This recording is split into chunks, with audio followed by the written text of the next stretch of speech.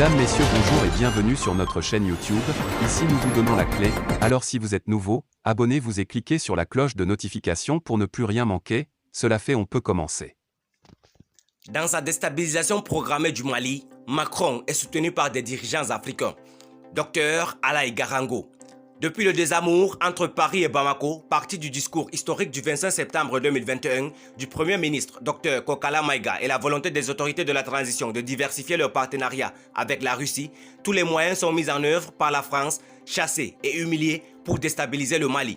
À cet effet, elle trouvera malheureusement aide et appui nécessaires auprès de certains dirigeants africains, conspirateurs et liquidateurs, dont certains de l'espace CEDEAO-UEMOA, qui avaient répondu favorablement à l'Elysée pour des sanctions politiques, économiques et financières infligées pendant 7 mois au Mali afin de l'asphyxier, faire souffrir et faire révolter sa population contre les autorités de la transition dont l'objectif était de faire tomber celle-ci dans l'abjection. Mais c'était sans compter sur le patriotisme des Maliens dont le nationalisme ne fait l'ombre d'aucun doute. C'est dans cette situation de vive tension diplomatique entre Bamako et Paris que les militaires français quittent la base de Gossi le 19 avril 2022, puis celle de Menaka le 13 juin 2022. Le 1er juillet, Paris annonce la fin de l'opération Takuba. Depuis le président Bazoum du Niger et son ministre des Affaires étrangères et de la coopération, Assoumi Massoudou, les contempteurs ne ratent aucune occasion pour tacler les 5 colonels de la transition qu'ils qualifient d'officiers de bureau climatisés, ignorant que le colonel Assimi Goïta et ses camarades sont les rares militaires ayant combattu des années durant le terroriste au nord du Mali où ils avaient été faits prisonniers par ces terroristes. Fervent défenseur des intérêts de la France, Bazoum voulant davantage enfoncer le clou, dira lors de la réunion des cadres de son pays le 25 février 2022 que le nord du Mali, dans sa totalité, tomberait sous la domination terroriste une fois que la force Barkhane et ses alliés auront quitté cette partie du Mali où un vide serait créé au profit de ces organisations terroristes. C'est en réponse à cette situation qu'il dit d'ailleurs être favorable à l'accueil et à l'installation d'unités des forces Barkhane en territoire nigérien, et ce, malgré la protestation des partis politiques de l'opposition et de la société civile au Niger.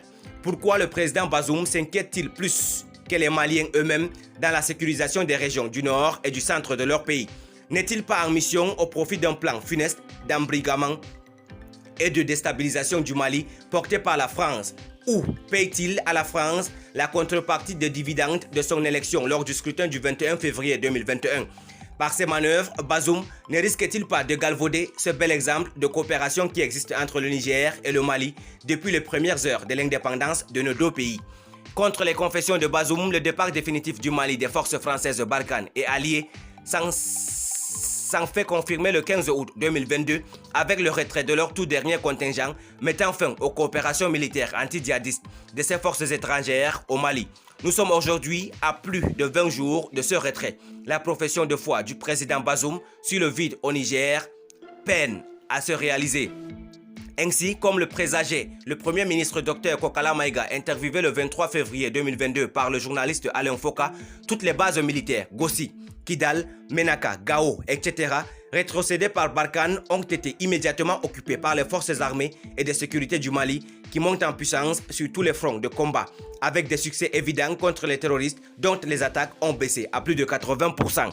Merci pour votre aimable attention. Si vous êtes nouveau, n'oubliez pas de cliquer sur la cloche de notification et de vous abonner à la chaîne. Merci, à très bientôt pour une nouvelle vidéo.